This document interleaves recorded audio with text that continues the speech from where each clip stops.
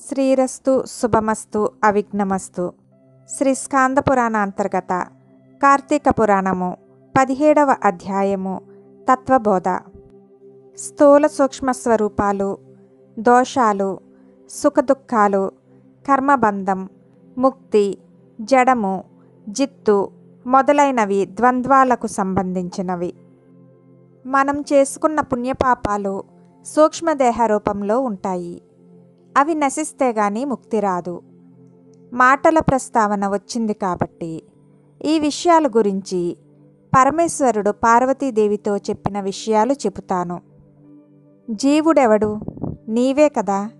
మరి నేనెవరిని అని అడుగుతావేమిటి?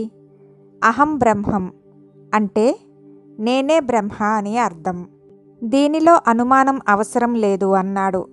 ఆ మాటలు విన్న పురుషుడు, ఓ మహాత్మా, అహం బ్రహ్మం అనే పదానికి అర్థం తెలియటం లేదు, నాకు అర్థమయ్యే విధంగా చెప్పండి అన్నాడు.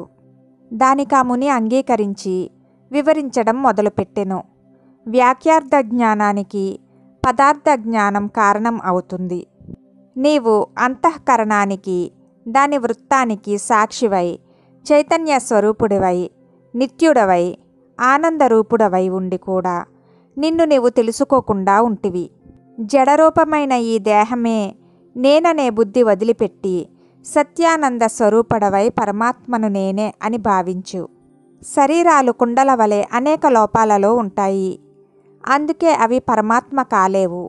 అలాగే ఆశావాదులు మార్పు చెందుతాయి, శరీరం ఆత్మ కాదు. ఆ విధంగానే పంచభూతాత్మకమైన శరీరంలోని ఇంద్రియాలు కూడా నీవు కాదని గ్రహింపుము. మనస్సు, బుద్ధి, ప్రాణవాయువు మొదలగునవి దేహం, ఇంద్రియాలు హాని చేసే లక్షణాలు కలవి. కాబట్టి అవి ఎటువంటి పరిస్థితులలో అవితంత్రంగా పరమాత్మ కాలేవు. పరమాత్మ సన్నిధానం చేత దేహాదులను నేనని భావించు. జనన మరణాదులు సర్వాన్ని సూదంటి రాయి వలె గ్రహిస్తూ ఉంటాడో అతడేనని భావించు. ఏ వస్తువు సన్నిధానం బలం వలన జడమును దేహేంద్రియమున ప్రాణములు ఉన్న జననము లేని ఆత్మ అని తెలుస్తుందో అట్టి పరమాత్మ నేనని గ్రహించుకో. దీపం వేరు, వెలిగే అగ్ని వేరని ఏ విధంగా తోస్తుందో ఆ విధంగా దేహం వేరు, ఈ దేహంలో ప్రకాశిస్తున్న ఆత్మ వేరని గ్రహించి ఆత్మస్వరూపుడైన ఆ పరమాత్మనే ధ్యానించు. జాగత్ స్వన్షుప్య అవస్థల యందును పదార్థాలు లయమైనప్పుడును ఎవరు వికారరహితులై సాక్షిభూతుడై చూస్తుంటాడో అతడే నేనని భావించు. ప్రియాప్రియాలు, సుఖదుఖాలు ఎవనికి సమానములో అంతకన్నా ఎక్కువ ఇష్టులై సర్వసాక్షి అయి ఎవడు వెలుగుతున్నాడో వాడేనని గ్రహించు. ఎవరు బోధరూపుడు, సాక్షి లక్షణాలున్ను వాడే త్వపదార్థమైన వాడనబడతాడు. ఇంద్రియాలు, దేహం, మనస్సు, ప్రాణం, అహంకారం వీటికంటే విలక్షణంగా ఉంటాడు. త్వం పదాదుల చేత కూడా షడ్భావ వికారాలు లేనివాడు. త్వంత పదార్థమును నిశ్చయించిన తదుపరి తత్సర్దాన్ని విచారించాలి. దానికంటే భిన్నం కాని రూపంతోనూ ప్రత్యక్ష శృతి చేతను సంసాదోషం, స్థూలం మొదలైన లక్షణాలు లేనిది, తనకంటే మించిన ఆనందం లేనిది, శాశ్వతమైనదియు, సత్యజ్ఞాన లక్షణాలు కలదియు, అదృశ్యత్వాది లక్షణాలు కలదియు, అజ్ఞానాంధకారం లేనిది, నిర్మలమున్ను సర్వపరిపూర్ణమైనదియును అయిన స్వరూపం పరమాత్మ అవుతుంది.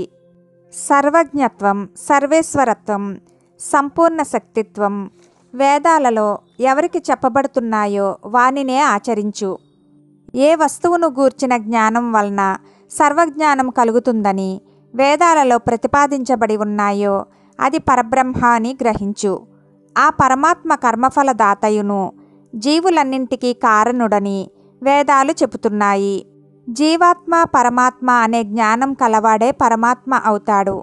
వాక్యంలో అతడు, ఇతడు అనే మాటలు ఏ విధంగా ఉంటాయో అదేవిధంగా వాక్యార్థాన్ని పోల్చుకోవాలి. అది అర్థమయ్యే వరకు సమధమాది గణాలు కలిగి వినడం, తెలుసుకొన ప్రయత్నించడం అవసరం. గురూపదేశం వలన విషయం స్పష్టంగా బోధపడుతుంది. ఆత్మజ్ఞానం పొందడం కొరకు మంచి పనులు నిర్వహించాలి. చెప్పకుండా ఎవరు ఏ పనిని చేయరు.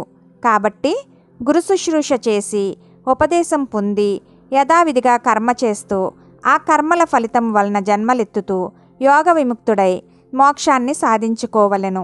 నీ కర్మబంధాలు తొలగిపోయాయి. నీవు ఈ విషయాల గురించి ఆలోచించకు అని చెప్పాడు.